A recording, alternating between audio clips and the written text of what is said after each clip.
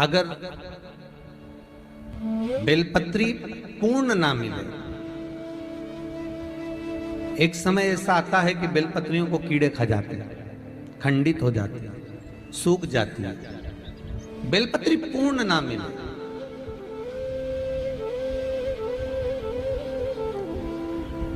तो क्या हम खंडित बेलपत्री भी शंकर को समर्पित कर सकते हैं?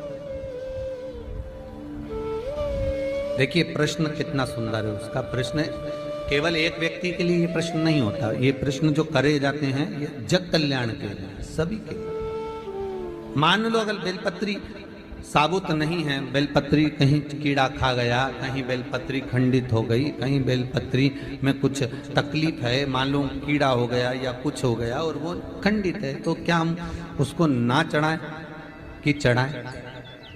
और बेलपत्री मिल ही नहीं रही और बेलपत्र हमें प्राप्त ही नहीं हो,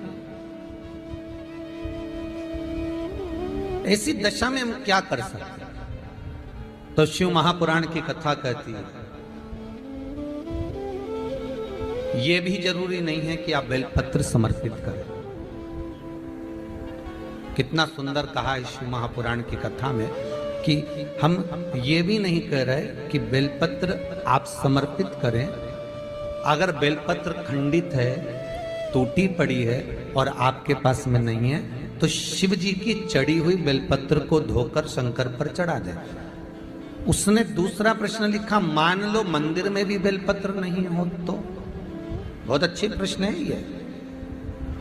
मंदिर में भी बेलपत्र ना हो तो कितना सुंदर कहा। एक भजन आप लोग गाते हो कि मन मेरा मंदिर, आंखें दिया बाती, होठों की है तालियां, रोम फूल बाती।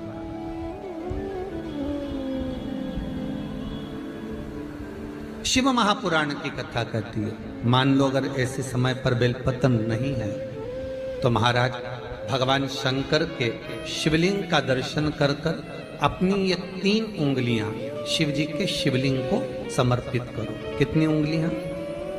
जम के बोलिए। 3 उंगलियां शंकर के शिवलिंग को समर्पित करिए और बाबा से निवेदन करिए, इसको हमारा बेलपत्र का भाव मानकर आप स्वीकार करिए।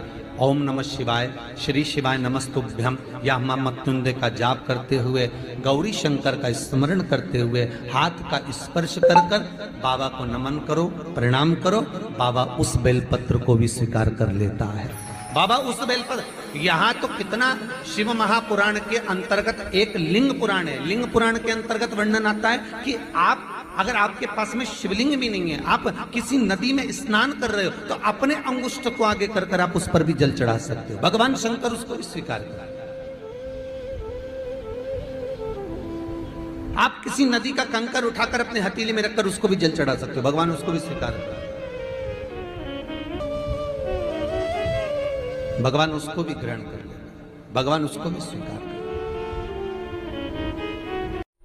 सरसों का जो पुष्प होता है, सरसों का जो फूल होता है महाराज, अगर कोई व्यक्ति को किडनी या लीवर से जुड़ी हुई कोई तकलीफ होती है या किसी व्यक्ति का एक्सीडेंट हो गया होता है और उसका कोई अंग रह गया हो, कोई शरीर का कोई भाग रह गया और वो काम नहीं कर रहा हो, जैसे किसी के पांव रह जाते हैं एक्सीडेंट के बाद, किसी का हाथ रह जाता है या कोई अंग काम नहीं कर रहा हो, वहां ब्लड पहुंच नहीं रहा हो, वो जगह एकदम सुन्न हो गई हो, खाली पड़ गई हो, तो उसके लिए शिव महापुराण की कथा कहती है कि सरसों के पुष्प 11 शंकर जी के राइट भाग में, जहां शिव जी के गण दरवाजे के द्वारपाल मणिभद्र जिस जगह पर निवास करते हैं, कौन निवास करते हैं?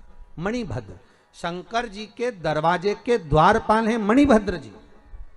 तो मणिभद्र दरवाजे के द्वारपाल में राइट भाग में मणिभद्र जी विराजते हैं। मतलब राइट भाग कौन सा हुआ? जब आप मंदिर से बाहर निकलेंगे तो राइट भाग, मंदिर में प्रवेश करेंगे जब राइट नहीं होना चाहिए, आप मंदिर से जब जाएं तो राइट भाग। मतलब आप मंदिर से राइट से जाएंगे तो शंकर जी का भी राइट हो जाएगा, क्योंकि शिव जी ऐसे बैठे हैं तो शंकर जी का भी राइट हो गया, देवता उनका भी राइट हो गया, तो राइट भाग सीधा हाथ मणिभद्र जी का स्थान। 11 सरसों के पुष्प मणिभद्र के उस द्वार पर आप रख दीजिए और मणिभद्र के द्वार पर रखकर अंदर जाकर 108 वापिस जब आप बाहर निकल रहे हैं, ये पुष्प आप रखने के बाद एक बार बाहर जाएंगे, फिर वापिस आएंगे मणिभद्र रखने के बाद, और अंदर जाकर 108 सरसों के पुष्प शंकर को समर्पित करेंगे महाराज। उस सरसों के पुष्प जो शिव जी को आप समर्पित कर रहे हैं उसको वापस लेकर आएंगे, श्री शिवाय नमस्तुभ्यम बोलकर उस सरसों के पुष्प को महाराज सरसों के तेल की बोतल में उसको डाल लीजिए। शंकर भगवान को किसी भी प्रदोष में शाम के समय प्रदोष काल में उस तेल को वापस ले जाकर चढ़ा दीजिए शिव जी को, उसको वापस लेकर आ जाइए। उस तेल का प्रयोग आप नाभि में डालिए और जो शरीर काम नहीं कर रहा उस स्थान पर कम से कम 15 दिन 20 दिन तक उसकी मालिश करना प्रारंभ करिए। बाबा चाहेगा तो चलाने का प्रयास कर देगा और वो अंग वो शरीर काम करने लगेगा। मणिभद्र का शिवाय नमस्तुभ्यम 3 नियम अपनी जिंदगी में धारण कर लें। अगर ठेला लगा रहे हैं रोड पर, अगर आपके पास में कोई व्यापार नहीं, कोई दुकान नहीं, कोई सर्विस नहीं, कोई नौकरी नहीं, 3 नियम जिंदगी में। पहला, एक बार जिंदगी में पशुपति व्रत अवश्य करो। दूसरा, प्रत्येक प्रदोष एक शंकर जी के मंदिर में दिया और एक अपने घर के दरवाजे पर दिया अवश्य लगाओ प्रत्येक प्रदोष। और तीसरा नियम बना लो, शिवरात्रि महीने की आती है, हर महीने की शिवरात्रि में शंकर जी के मंदिर पर दिया, बेलपत्री के वृक्ष के नीचे दिया, आंवले के वृक्ष के नीचे दिया और अपने घर के दरवाजे पर दिया। ये 4 स्थान पर दिया। प्रत्येक महीने की शिवरात्रि पर लगाना प्रारंभ करो। 4-5 शिवरात्रि निकलेगी।